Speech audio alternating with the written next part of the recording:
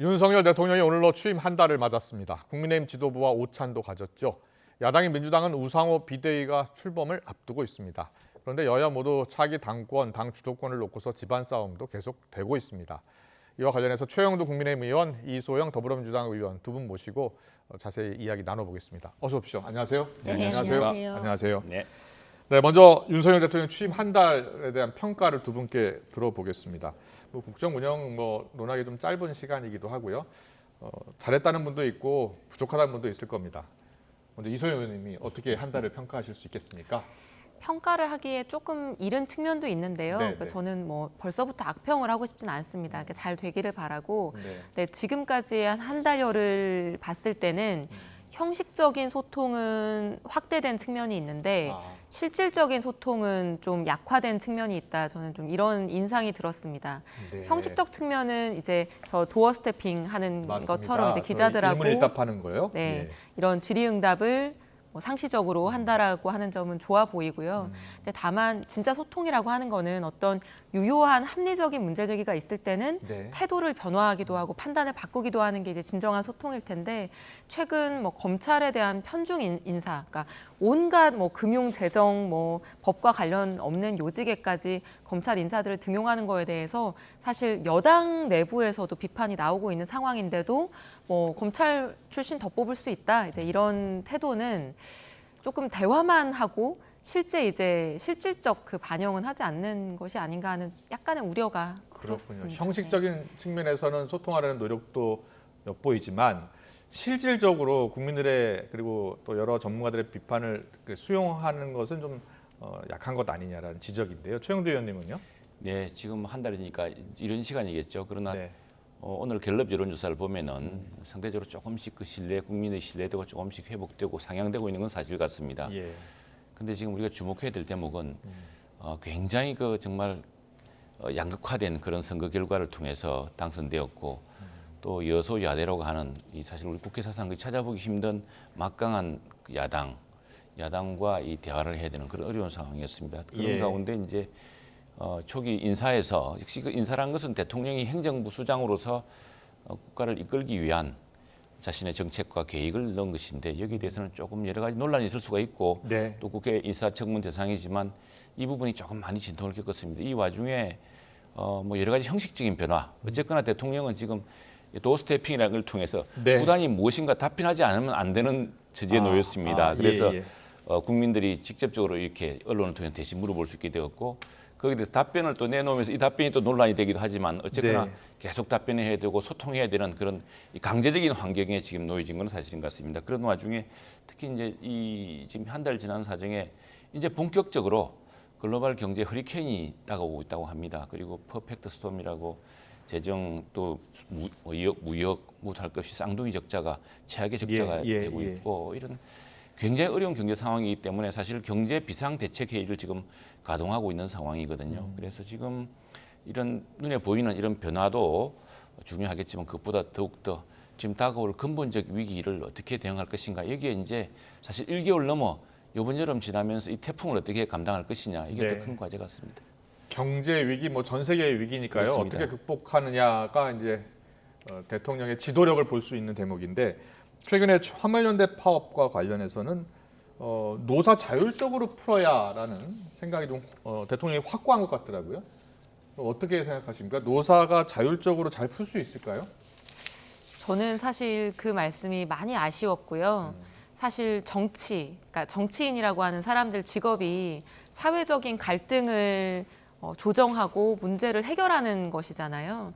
노사가 자율적으로 해결할 수 있으면 사실 문제가 여기까지 이제 오지 않았을 텐데 정부가 적극적인 역할을 하고 좀 개입하는 모습을 통해서 이런 문제를 조기에 해결할 수도 있는 거거든요. 그리고 화물연대 파업이 단순히 이게 사측에게만 어떤 불이익이 가는 문제가 아니라 경제가 멈출 수 있고 국민들이 그 과정에서 큰 고통을 겪게 되지 않습니까? 가뜩이나 지금 물가 상승으로 인해서 국민들이 너무나 힘든 상황인데 그리고 지금 이제 그 화물연대의 화물 노동자분들이 유가가 상승하면서 굉장히 어려운 이제 궁지에 몰려 있는 상황이기도 하기 때문에 이런 부분을 남 얘기하듯이 그렇게 알아서 해결할 문제다라고 하기보다는 이제 새로 출범하는 정부가 이것을 국민들의 불편 그리고 그 화물 노동자들의 고통 그리고 어떤 사측의 입장 이런 것들을 좀 종합적으로 조율해내는 역할을 적극적으로 해야 된다고 생각합니다. 조금 더 적극적으로 개입하는 게 어떻겠느냐. 노사 자율적으로만 맡기지 말고 이소영 의원은 그런 의견을 주셨거든요. 지금 사실 이 문제는 국회가 해결해야 됩니다. 이게 2020년에 국회가 일몰제를 조건으로, 그러니까 당시에도 2020년이니까 21대 국회, 결국 지금 의석이 유지된 바로 시기에 시작된 것이거든요. 민주당이 압도적인 여당인 거의 180석 가까운 여당에서 만든 조항입니다. 일몰 조항. 왜 일몰 조항을 했냐 그러면 이것을 상시화하고 법제화할 경우에 생길 그 화주에 대한 부담감 때문에 한번 시범적으로 해보자는 문제였고, 그래서 이 문제는 다시 국회가 이 문제를 이제 해결을 해야 그래야겠네요. 됩니다. 안전임금제. 그렇습니다. 일종의 이제 최소임금이죠. 최저임금을 그리고 보장해주는 제도인데 그걸 이제 22년까지만 이렇게 일몰로 하니까 여야가 다시 만나서 또 좀 그 당시에 이제 민주당이 이 문제에서 그 일몰제를 한 이유는 이게 이제 화주에 큰 부담을 줄 수 있기 때문에 이 문제를 어떻게 할 것이냐. 그리고 이건 어떻게 보자면은 이 저 큰 화물 운전자들 이분들은 개인 사업자이기도 하거든요. 사실은 그 일반 노동자랑 좀 다릅니다. 그래서 이런 그 특수성 때문에 됐던 것인데 그런 현실을 봐야 되고, 이제 정부가 걱정하는 이런 겁니다.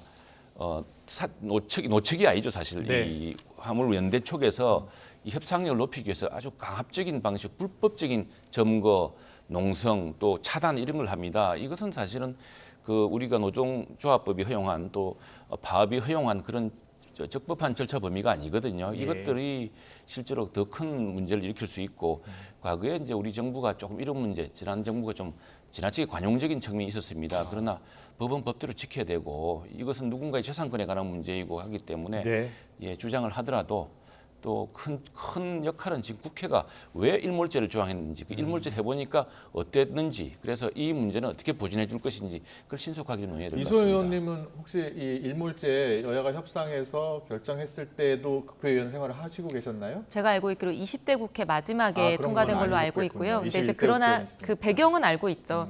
그러니까 그 당시에 화물 운전하시는 분들께서 이제 정상적인 무게나 뭐 이런 속도 뭐 이런 것들 이런 환경에서는 최저임금도 확보할 수 없다 보니까 과로하게 되고 과적하게 되고 과속하게 되고 그게 교통 안전을 위협하게 되고 그 화물 노동자분들의 생활이 너무나 이제 최저 수준까지 떨어지는 문제들 때문에 이제 최저임금을 보장하듯이 이제 안전운임제라고 하는 것을 이제 3년 동안 도입하고 2년 해본 다음에 1년을 앞두고 여기에 대해서 이제 국토부가 평가를 한번 해보자. 그걸 국회에 보고해달라. 이제 이런 걸 전제로 해서 통과를 시켰었고요. 근데 이제 지금이 사실 그 논의를 해야 되는 시점인데 국회가 원구성이 안 돼 있고 이제 이런저런 이유로 정부가 원구성은 지금 언제쯤 하는 겁니까? 그 보고를 아직까지 이제 하고 있지 않은 상황인데 저는 지금의 뭐 유가의 급등 상황이 해결되기 전 이 특수성을 감안하더라도 유가 연동해서 이제 가격을 책정하는 제도를 도입한다거나 안전운임제를 연장한다거나 하는 것들이 필요해 보입니다. 네, 앞으로 또 추가 갈등 요소가 있는 부분은 여야가 머리를 맞대서 만들어야 될 것 같습니다. 계속해서 여야 당내 갈등 이야기 해보겠습니다. 국민의힘 갈등 상황, 윤석열 대통령한테 기자들이 도어스텝 물어봤습니다. 출근길에 이렇게 이야기를 하더라고요. 듣고 오겠습니다. 여당 갈등이 점입 과정인데 갈등이 있습니까? 정치라는 게 늘 뭐 그런 거 아니겠어요? 그리고 대통령은 국가의 대통령이지 무슨 당의 수장도 아니고 당 문제는 좀 이렇게 지켜보는 것이 맞는 것 같습니다. 적어도 여당 소속의 저 국회부의장이 해서는 안 될 추태에 가깝다 저는 이런 생각을 합니다. 당 대표를 저격해가면서 자기 입지를 세우려고 하는 사람이 당을 대표하는 어른일 수 있겠습니까? 뭐 정진석 부의장은 반응을 보이지 않았고 이준석 대표는 본인이 하고 싶은 말을 그냥 다 쏟아냈기 때문에 이제 오늘부터는 이 소위 뭐 이런 다툼이 수면 아래로 가라앉을 것이다 이렇게 보고 있습니다. 네, 이 갈등이 언제까지 계속될지 뭐 권성동 원내대표는 수면 아래로 내려가기를 이제 희망하는 것 같은데 그런 것 같지는 않아요. 최영도 님이 보시기에는 이 갈등이 쉽게 사그라들지 않을 것 같죠? 한편으로는 이제 야당 내부에 민주당 내부의 갈등이 크다 보니까 여당 내부 갈등도 어떤 균형적 시각에서 많이 보도가 되는 것 같습니다. 그런데 예. 사실은 보면 크게 이게 지속될 이야기는 아닌 것 같고요. 다음에 또 하나는 당 내외에서 당 안팎에서 특히 국민들이 굉장히 이 문제에 대해서 날카롭게 정말 질타를 많이 하십니다. 예, 지금 대통령이 새로운 정부를 이끌고 새로운 정부가 시작되어서 이제 뭐 누구나 지방 정부에서 새 정부가 잘하라고 지방 정권까지도 좀 몰아줬는데 고작 지금 이 싸움 하는 것을 우리가 지켜봐야 되느냐는 굉장히 큰 질타를 하고 있습니다. 그래서 그런 질타 때문이라도 더 이상 이제 말을 이어가기 힘들 거라고 보고요. 예, 그래서 그 문제는 아마도 뭐 수면 아래 이제 깔아줄 수밖에 없는 그런 상황 같습니다. 더구나 지금 야당이야 대선 패배 책임론, 지방선거 패배 책임론, 그리고 새로운 당권을 누가 가질 것인가라는 그런 문제 직면했지만 지금 우리 당의 사정은 좀 다릅니다. 굉장히 아까 말씀드렸지만 지금 뭐 이런 화물연대 파업 문제도 있고 국내 안팎으로 굉장히 어려운 문제를 이제는 책임을 지고 해결해 나갈 정도 아니겠습니까? 그런데 그 당내에 약간 어떻게 보면 사소한 문제인데 그런 문제로 목소리를 높이고 서로 기세 싸움을 한다는 것은 굉장히 바람직하지가 않고. 근데 여기에 친윤 모임이라고 민들레 이야기가 나오기 시작했고요. 또 민들레 모임 이거는 사적 모임이다라는 지적이 나오는데도 불구하고 또 장제원 의원은 동의할 수 없다. 또 이렇게 이야기하고 있습니다. 근데 30명 정도 된다고 하고요. 그리고 친윤 모임이라고 하는데 이게 사적 모임이 아닐 수 있습니까? 지금 사실 우리 국회 내에는 여러 모임이 많습니다. 저도 어제만 해도 21일 날 민주당 의원님들과 함께 협치의 독일 정치 어떻게 가능했나 이런 토론회도 하고요. 민들레는 모임에 가입하셨어요? 아침에 이렇게 공문이 왔더라고요. 공문이 예. 저는 뭐 우리 당내 모임은 다 참석합니다. 지금 최근에는 또 그 금시조문이라는 그런 모임이 있었습니다. 이전에 우리 처음에 21대 금시조문. 예. 조문이라 그랬습니다. 그런데 이제 그 모임에서 그 문을 조금 확대를 하고 하는데 그게 이제 여러 언론에서 볼 때 또 당 내에서 이걸 역학관계로 보자면 이게 뭔가 새로운 시도가 아니냐 하지만 사실은 공모임이 많습니다. 많고. 그런 모임이 꼭 있어야 하나요? 모임 없이 의견도 제시하고 당내 여러 기구도 있고 하니까 그걸 통해서 이야기할 수 있고 뭐 할 수 있는 거 아닌가요? 이렇게 모임을 만들게 되면 아무리 봐도 우리 이소영 의원이 그러시지만 아침에 와 보면은 21대 초기에는 코로나 때문에 이제 못했지만 모임이 2-3개씩 있어가지고요. 그리고 그거 들어보면 또 사실 내실 있는 모임도 있고 또 이 의원들도 역시 친소관계도 있습니다. 그리고 또 많이 배워야 되고 하니까 그런 것들인데 약간 이 구성면에서 좀 이런 언론의 시각이 또 아주 민감하게 또 반응하고 있고 해서 당내 말이 있는데 이것도 역시 무슨 그게 어떤 개파 모임으로 발전한 것에 대해서는 별로 당내에서 그렇게 환영하지는 않을 겁니다. 네. 개파 모임으로 발전하는 것은 환영하지 않을 것 같다. 이소영 의원님이 옆에서 딱 보시기에 물론 국민의힘을 보기에 여당 내에도 이런 그 소규모 모임, 친 이재명 모임 그리고 친 문재인 모임 있습니까? 많습니까? 여러 모임들이 있죠. 근데 이제 최근에 민주당은 사실 친 이낙연계 모임, 친 정세균계 모임 이런 것들 다 이제 해산하는 선언들을 하고 이제 없어지는 추세죠. 얼마 전에 정세균계 해산했죠. 네. 그런 이제 개파 모임으로 오해받을 수 있는 이제 모임을 해산하겠다 이렇게 하고 지금 없어지는 추세입니다. 그렇군요. 근데 실제로 그런 모임을 하면 그 친한 분들이 다 모여서 무슨 이야기들을 해요? 혹시 그런데 가입해 보신 적 있으세요? 저는 사실 이제 모임에 거의 아무 모임에도 가입이 안 된 거의 유일한 의원 중에 한 명인데요. 왜 가입 안 하신 거예요? 여러 가지 이유가 있는데 제가 공부를 좀 게을리해서 그런지 뭔지 모르겠습니다. 근데 이제 그 평상시에는 모여서 가입 원서를 안 주신 거 아니에요? 가입 원서는 받았는데요. 원서 받으셨어요? 근데 평상시에는 이제 외부 교수님들이나 강사분들을 불러서 강의를 듣기도 하고요. 어떤 주제 토론을 하기도 하고, 가상화폐에 대한 공부를 하기도 하고 그렇게 하는데 이제 아무래도 자주 만나서 대화를 하다 보면 예컨대 당내 선거가 있다거나 어떤 대선을 앞두고 있다거나 하면은 이제 아무래도 그 모임을 위주로 해서 여러 가지 의견이 더 많이 교환되고 같이 행동도 하게 되고 그런 경향성이 존재하는 건 사실이죠. 네, 여러 모임 공부하는 모임은 좋고 근데 이제 이해관계와 딱 맞아 떨어져서 실력과 상관없이 공천을 받는다든지 그런 거 혹시 생각하고 그 모임에 가입하는 것은 아닌지 이런 의심의 눈길을 보낼 수도 있기 때문에 지금 논란이 되고 있는 것 같습니다. 민주당 이야기 할게요. 좀 전에 저희가 속보로 전해드렸습니다. 우상호 비대위원장, 혁신 비대위원장인가요? 혁신위원장?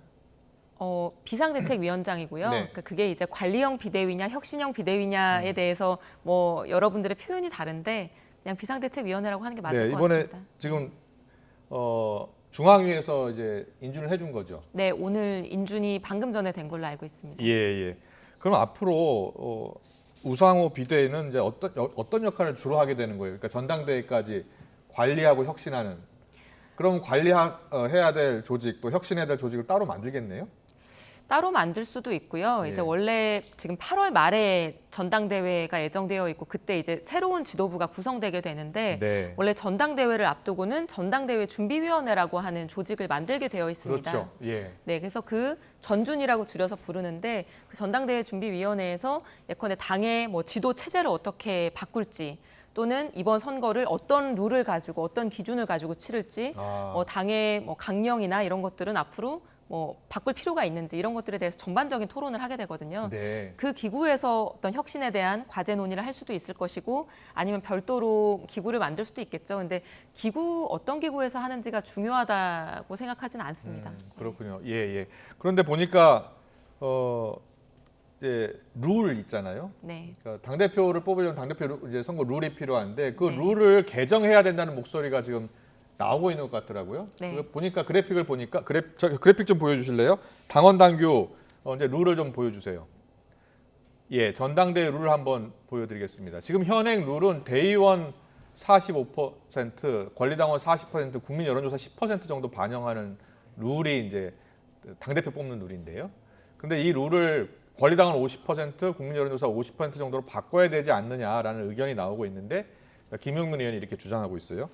당내 저런 의견들이 나오는 이유는 뭐예요, 이소영 의원님? 일단 첫 번째, 그러니까 지금 전당대회 룰과 관련해서 쟁점은 크게는 두 가지라고 생각합니다. 네. 하나는 현재 민주당의 당권 선거에 있어서는 국민 여론조사가 10%밖에 반영이 안 되고 당원과 대의원 중심으로 이제 선출을 해왔었거든요. 네. 이것이 타당하냐? 그러니까 국민의 여론을 더 많이 반영해야 되는 거 아니냐라고 하는 국민 비중. 예. 그게 첫 번째 쟁점이고 두 번째는 현재는 당대표를 따로 뽑고 최고위원을 따로 뽑아서 네. 이 선출된 당대표에게 상대적으로 큰 권한을 몰아주는 단일성 지도체제라고 하는 이제 네, 체제인데 그런 체제가 아니라 이제 집단 지도체제라고 해서 그냥 최고위원이든 당대표든 다 하나의 선거에서 이제 선거를 치르고 1등은 대표 최고위원이 되고 나머지는 일반 최고위원이 돼서 당대표 역할을 하는 대표 최고위원이 이제 단일성 지도체제에 비해서는 조금은 상대적으로 권한이 약하고 알겠습니다. 권한을 분점하는 예. 이제 그 집단 지도체제를 도입할 것이냐 하는 이제 쟁점이 두 번째 쟁점이고요. 그렇군요.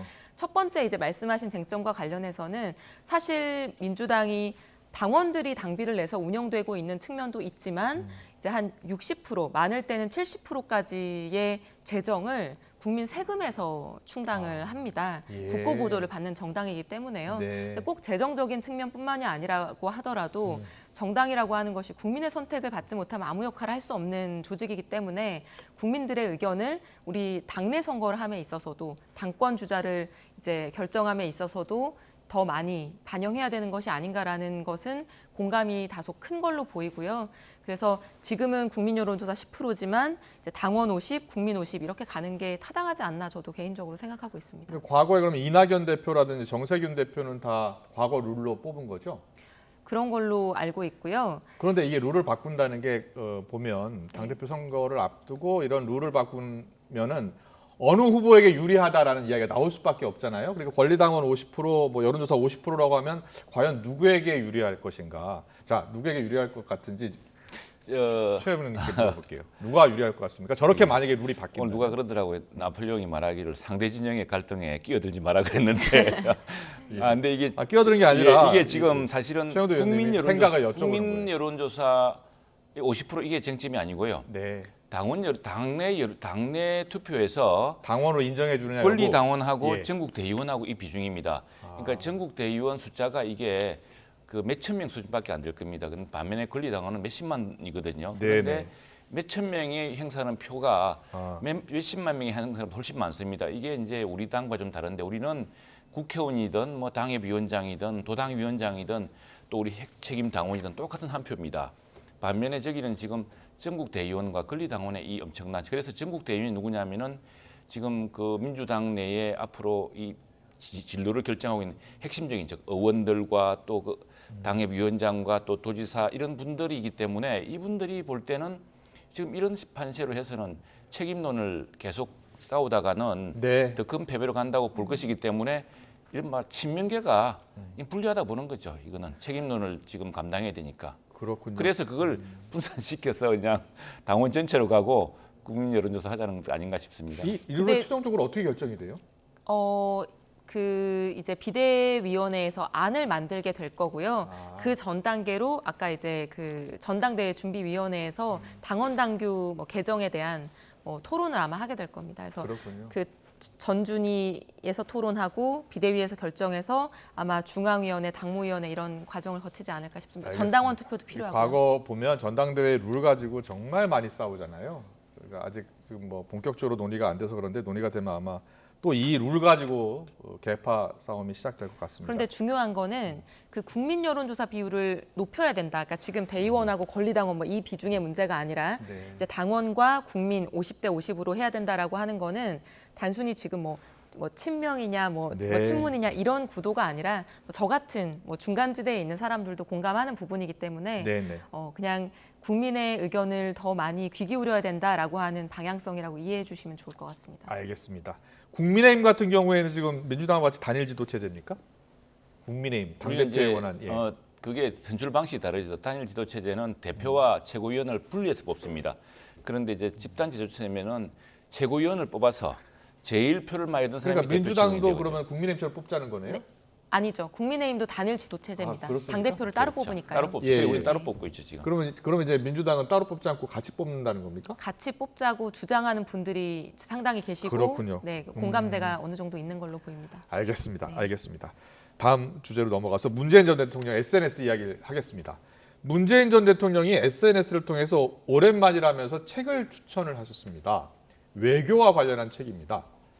어떤 책이냐 보면 이제 이 짱깨주의의 탄생, 김희교 교수가 쓴 책인데요. 중국을 어떻게 볼 것이며 우리 외교가 가야 할 방향이 무엇인지 다양한 관점을 볼 수 있다라고 이 책을 추천하셨어요. 갑자기 책을 왜 추천하셨을까? 이소영 의원님, 그냥 이 책이 너무 좋아서 추천하신 걸까요? 아니 저도 뭐 누가 좀 물어보시길래 네. 이런저런 해석을 해보려고 노력을 했는데 네. 그러니까 그런 큰 의미를 부여할 뭐 그런 책은 아닌 것 같고요. 예. 그냥 지금 이제 자연인으로 돌아가셨잖아요. 그리고 퇴임한 대통령이고 그냥 당원 중에 한 분이고 그 아마 정말로 이제 국민들한테 좀 지금 이게 그 중국에 대한 네. 한국 사회에서 좀 비판적인 중국 담론이 필요하다 뭐 이런 요지의 책으로 제가 알고 있는데 읽어보진 못했습니다. 네. 근데 정치적 의미를 부여할 필요는 없는 것 같습니다. 세상사를 언론이 아니라 스스로 판단하는 눈을 가지는 게 중요하다. 그래서 어떻게 보면 언론을 약간 비판하는 이야기도 한 것 같아요. 어떻게 읽으셨어요? 그 오늘 초선 의원이 말씀하셨다시피 잊혀지고 싶다던 대통령이 뜬금없이 말씀하셨는데 사실 외교 안보 영역은 현직 대통령의 영역입니다. 그건 그것 예. 때문에 사실 우리 당 대표가 우크라이나 갈 때도 조금 논란이 있었던 건 사실이거든요. 네.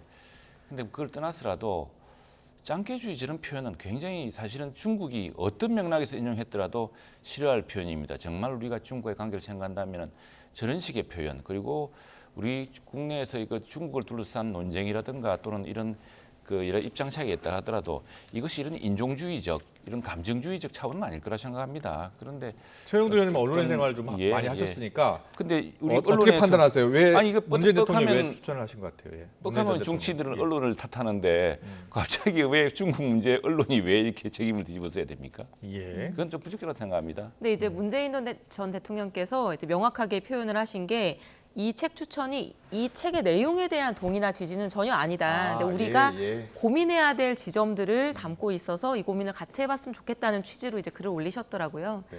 네, 그런 의미로 알겠습니다. 보면 이게 될것 뭐 같습니다. 처음이어서 다음에도 또 뭐 여러 가지 네. 관심 갖고 계신 책을 올린다면 뭐 문제가 없을 것 같은데 만약에 정치 현안을 또 다루게 되면 또 민감한 현안이 될 수 있으니까 네. 그래서 저희가 한번 질문으로 드려봤습니다. 네.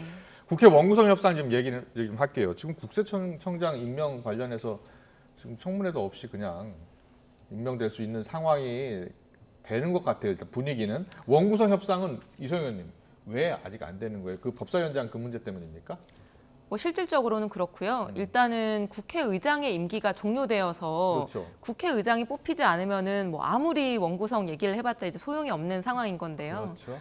네, 지금 이제 국회의장 선출을 이제 여당 쪽에서 이제 법사위원장 문제랑 연동하고 있기 때문에 일단 국회의장 선출 문제가 풀리지가 않고 있는 상황인 거죠. 그러면 최영두 의원님이 말씀해 주셔야겠네요. 네, 이거 법사위원장 문제는 원칙대로 풀어야 됩니다. 이건 사실은 2004년인가 그 여야가 이런 원칙과 관행을 만들었거든요. 그래서 국회의장이 이제 일당에서 뽑으면은 그 당시 이제 근데 그 당시에 일당은 저 당시 진한국당인가 그랬습니다. 새누리당인가 그랬습니다. 그래서 박관용 의장이 됐는데 그 대통령은 노무현 대통령이셨거든요. 그러니까 여당이지만 소수 여당이었습니다. 그래서 이 당에서 이제 법사위원장을 하자. 왜냐하면은 여당이 이제 국회의장이 이게 저 상정을 하고 하는 여러 가지 국회 일정을 주도하시는 분이라면은 그 법사위원장 일종의 게이트키퍼가 되어서 법의 자구 체계 심사를 하면서 법의 저 어떤 여러 가지 것들을 하는데 상당히 힘이 막강합니다. 그래서 이 균형을 좀 맞추자는 차원에서 당시에 민주당의 전신이 민주당이 제시해서 우리는 국회 선진화법도요. 우리가 저 다수당일 때 양보해서 했고 이것도 다수당 둘이 양보해서 한 겁니다. 그런데 왜 지금은 안 해줍니까? 그렇습니다. 그리고 제가 좀 말씀을 드려야 될 것 같은데 그 일단 원칙 중요하다고 생각하고요. 타협과 뭐 약속을 지키는 뭐 신의를 지키는 것도 중요하다고 생각을 하는데 일단 첫 번째 원칙은 법사위원장은 사실 17개 상임위 위원장 중에 한 명이거든요. 근데 국회의장은 그냥 국회에 그냥 모든 사안은 국회의장 없이 국회가 굴러갈 수가 없는 거 아니겠습니까? 그렇죠. 국회의장이 없으면 국회가 사실 존재하지 않는 거랑 똑같은 상황이 되는 거기 때문에 국회의장 선출하고 법사위원장 그 17개 상임위 중에 하나의 위원장을 가지고 뭔가 연동해서 협상하는 거는 저는 원칙에는 맞지 않는다는 생각이고요. 그래서 국회의장은 먼저 선출해야 된다. 그리고 법사위원장에 대해서는 저는 뭐 이게 민주당 전체의 의견은 아닙니다만 그 뭐 작년에 2021년이죠. 7월 30일 협의인가요? 저희가 하반기 법사위원장은 국민의힘에서 맡는다는 거에 대해서 합의문을 작성한 적이 있기 때문에 그 부분에 대해서 약속을 지키는 것은 저도 필요하다고 생각합니다. 그러나 다만 사실은 매번 이렇게 뭐 상하반기 법사위원장을 뽑을 때마다 네가 하니 내가 하니 제도를 바꿔야 되니 말아야 되니 이제 이 싸움. 그래서 국회의장까지도 선출하지 못하는 것은 굉장히 불행한 일이기 때문에 사실은 또 이런 계기에 지난번에 이제 그 상반기 원구성 협상을 할 때도 법사위원회에 대해서 여러 가지 논의가 있었지만 매번 이렇게 싸우기보다는 이번 기회에 그 법사위의 상원적 성격에 대한 제도 개선을 하는 것도 저는 양 당에 모두 바람직한 것이 아닙니다. 제도 개선 아닙니다. 민주당이 지난부터 안 지켰기 때문에 생긴 문제고요. 이건 위반한 사람이 이런 걸 저는 쿠바 미사일 위기 같은 거라고 보는데 쿠바에서 미사일을 철수시키면 됩니다. 그럼 미소 간에 평화가 오듯이 아니 이렇게 명백한 원칙과 관행으로 해왔던 것들을 일거에 무너뜨렸는데 그걸 자신의 그 원칙을 못 지킨다, 전통 관행과 전통을 못 지킨다 한다면은 이 정당이 기능을 할 수가 없습니다. 그래서 사실 이제 제가 아까 그 문제는 말씀을 드릴까 말까 고민을 하다가 사실은 이제 가장 최근에 있었던 양당 간의 합의가 뭐였죠? 그러니까 수사기소 분리 관련해서 권성동 원내대표가 사인까지 다 하고 국회의장 중간에 두고 사진까지 다 찍었는데 그 합의를 파기하고 입장을 바꿨잖아요. 근데 저는 그거 옳지 않다는 거예요. 그게 민주당이라고 하더라도 법사위원장 문제라고 하더라도 이제 양당이 합의한 것에 대해서는 어느 정도 신의를 지켜야 된다라고 하는 것은 우리 국회에서의 합의고 뭐 국회 정신이라고 생각을 하는데 그런 측면이 있다고 하더라도 이걸 계속 남탓 공방을 하고 매번 아니죠. 2년에 한 번씩 이걸 싸우는 것이 아니라 아니, 매번 싸운 적이 국민을 없습니다. 위해서 바람직한 매번 싸운 게 적이 무엇인가 없고 이번에 21대 국회들은 민주당이 이게 깬 겁니다. 민주당이 소수 야당일 때는요 반드시 법사위는 당연히 우리가 한 번도 시비를 건 적이 없습니다.